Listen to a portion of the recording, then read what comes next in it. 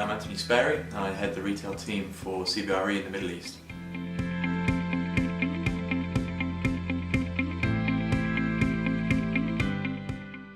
I think whilst being a challenging market over the last year in the retail sector, and it's due to the amount of supply that we've seen coming to the market, but also the softening rentals as a result of that, we've certainly seen an increase in the amount of brands and new brands that are coming to the market over the last year, and that gives us positivity for the growth.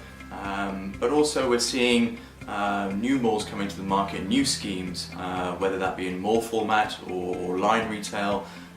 Gives retailers an opportunity to diversify their offering, evolve their product, and then gives us a new differential, then that gives the retailers the opportunity to come to market and bring something new for 2019. So whilst there are challenges, there's definitely opportunity for growth, and the market will continue to evolve throughout 2019.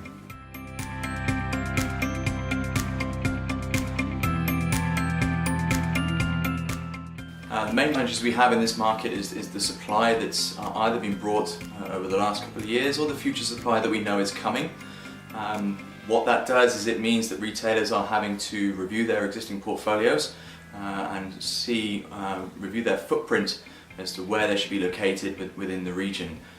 What we're also seeing is what might be historically a primary area is now turning into a secondary or tertiary area, and again that means retailers are having to look at their portfolios to optimise and look at their demographics and target markets as to where they should be located across the UAE.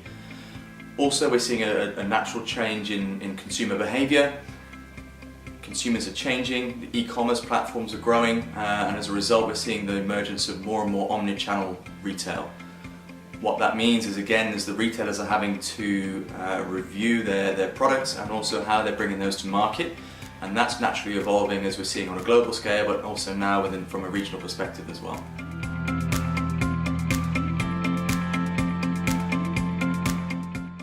I think whilst one of the challenges that we've seen in this market is supply, it also gives us an opportunity for growth. We've got some schemes that are coming online in the region over the next 2 to 3 years that really are going to deliver something that's new and fresh to this market. What that does is it allows the retailers to really bring in their new on-trend products and experiences, and that means that landlords can stand out within the current market to their competitors. We're certainly seeing a new trend, a continued trend when it comes to innovation, technology, experience, entertainment and leisure, and that's only going to increase going forward.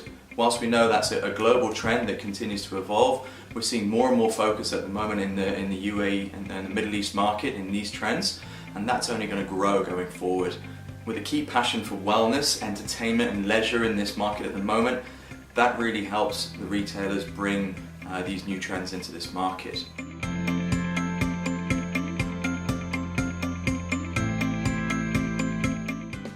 I think omnichannel retail is critical to the future of not just Dubai but also retail as a whole.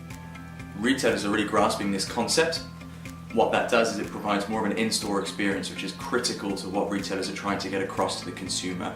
So yes, we're seeing the emergence of e-commerce, but also we're seeing that consumers still like that touch and feel, they like the tactile approach when it comes to their shopping.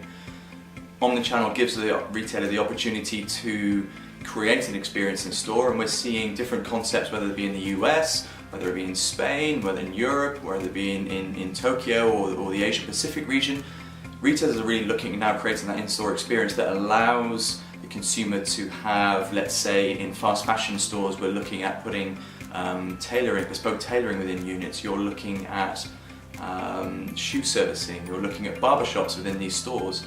Likewise for food and beverage, we're working with retailers across the Asia Pacific region that are providing massages or manicures and pedicures while you're waiting to be seated at your table. So this experience is only going to continue going forward, and that's really what the consumer is demanding, not only in the region but also globally.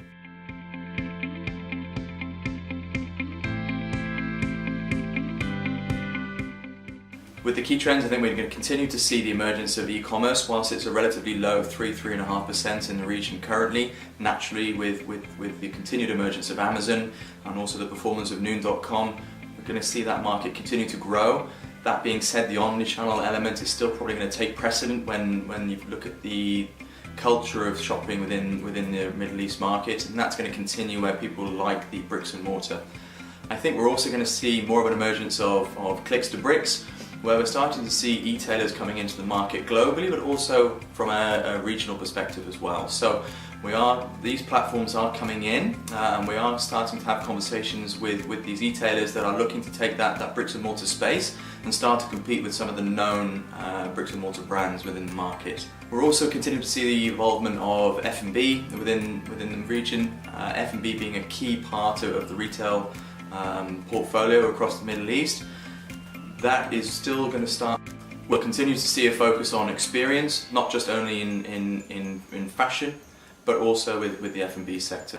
We're going to see an increase in the experience elements with the F&B offering.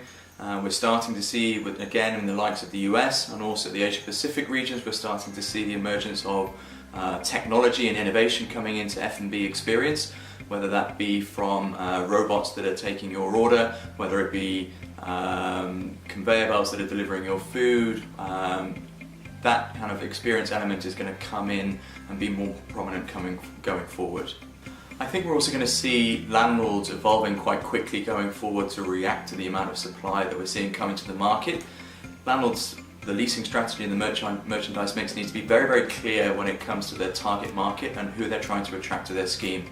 On that, we expect to see an increased focus on technology, with some landlords looking at bringing in smart technology into their schemes, but also as well we're looking at seeing how landlords can repurpose some of their schemes as well. So the emergence of seeing co-working space into some of these schemes, and maybe some repurposing for mixed use in addition to just a standard retail format.